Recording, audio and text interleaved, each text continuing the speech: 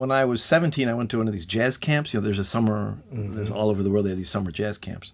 And I went and I had an experience. I don't need to tell the whole story here, but let's just say I played with a couple famous people and I had an experience, like an out-of-body experience with this event. And I'd never experienced anything like that in my life. And I, after I finished an hour later, and I woke up out of this trance and I said, whatever that was, and I don't know what it was, I'm going to do that for the rest of my life. Okay. I want to do that again and again.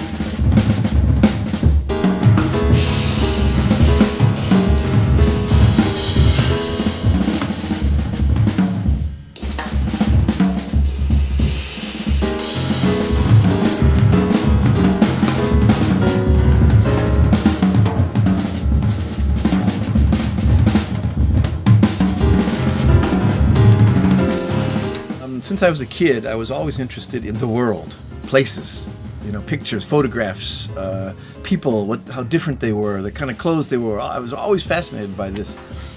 And I was lucky that in New York, one of the first musicians I met, and still is my best friend, is a Japanese drummer. And it kind of got me really excited because then he brought me to Japan. And then I've been to Japan over 50 times now, playing on tours. And it really kind of opened up my world more and more and more into the Asian thinking and the Asian culture and everything to do with Asia. Okay. And so one of his friends introduced me to, who was also Japanese but also interested in a lot of other Asian things, and she introduced me to the I Ching. Now, the I Ching, and this is the English way of saying it, maybe there's a different way that they say it, but in English we say the I Ching. And it is a type of fortune-telling, I guess you would say, in a way. It's kind of a fortune-telling, but it's also a way of helping you to think about what you should do in your future, more than what's going to really happen. It tries to get you to think and evaluate yourself. Okay. And they do this in the original way with what was called yarrow sticks. Like pick up sticks, you drop the sticks and they fall a certain way, and then you read from what that says. And you number, count things. And out of this, they simplified it to use 3 coins. And you shake these 3 coins 6 times. And from this, from the bottom up, you build solid lines and broken lines. Okay. And each of these things make symbols. 2 symbols on top, 1 symbol on top of another. Okay. And each one is 3 of these shakes of the coins. Yeah. And so there are 8 different kinds of symbols. And then 8 possibility here, 8 possibility there, gives you 64 total possibilities of what you can shake. Right. So my idea, because there was 2 against 2, and I've been playing kind of free music with Alfred for a while now, and we've done an album already before, and this will be our second one. And I thought it would be interesting that we would roll the I Ching coins, and then from that, he would be one character, and I would be one character of what we roll. Okay.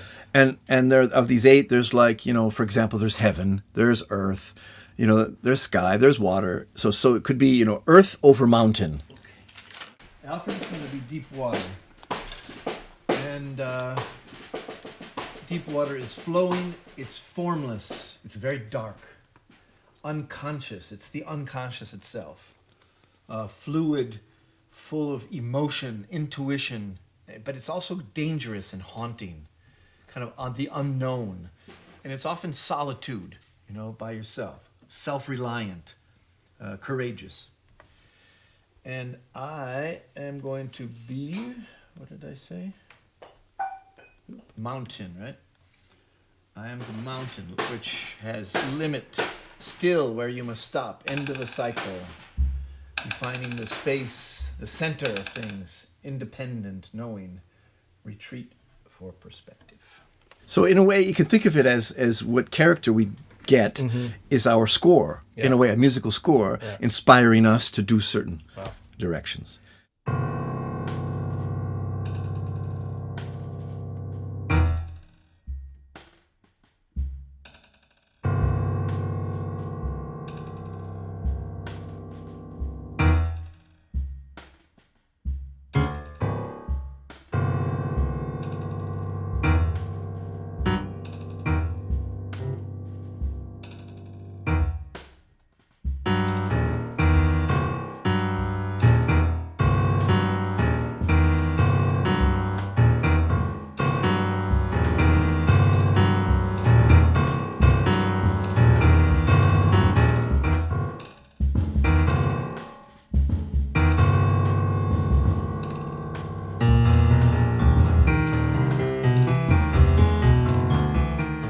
piano has its sound itself. Of course, Peter is doing a lot of creative stuff what's inside the piano and also with his percussions and all that, but the piano is a sound.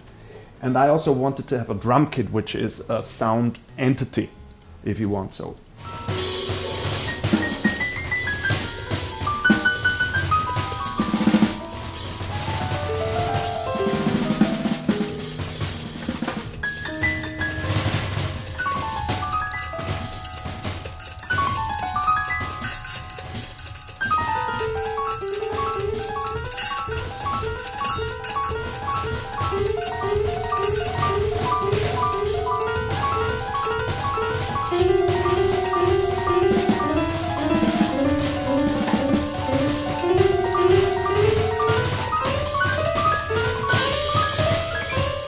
Piano has always been classified as a percussion instrument. If you look in a book about, musical instruments, they put the piano as a percussion instrument often, most of the time.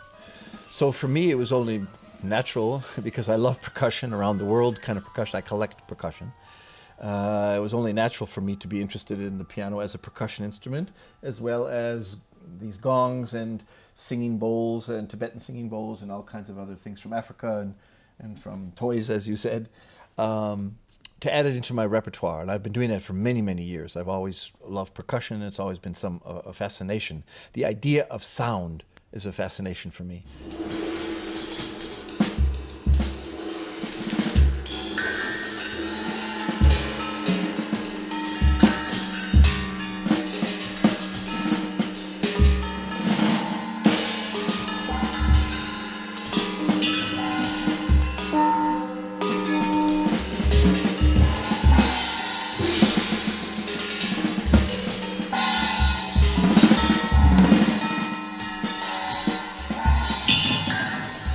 Piano has a certain texture, quality when you play the piano versus all these other things. You have one main texture and a few other smaller textures.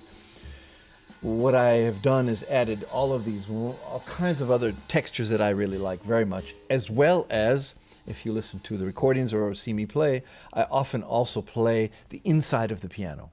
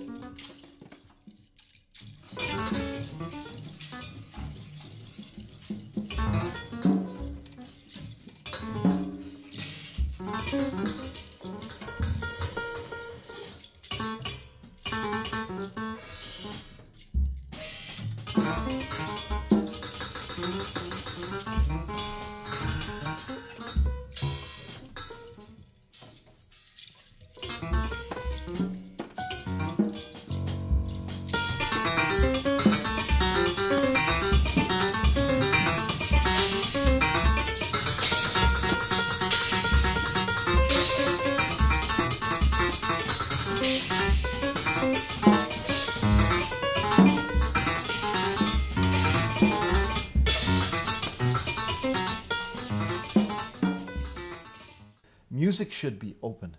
Music should not be narrow-minded. There's no such thing as, well, that music over there is crazy music, so that must be bad music, or things like this, or that's country music, so I don't like that. I don't think like that. I think, man, there's great music all around us. I don't care what you call it and where it comes from. It's fascinating to me. How did it get to, why does it sound, why does country music sound that way versus jazz that way, or African music that way, or Brazilian music that way? Why? That question, why, has always fascinated me, and that has kept me, I think, very wide open to explore, to search, and to add more and more sounds, colors, rhythms, and all kinds of things into my music.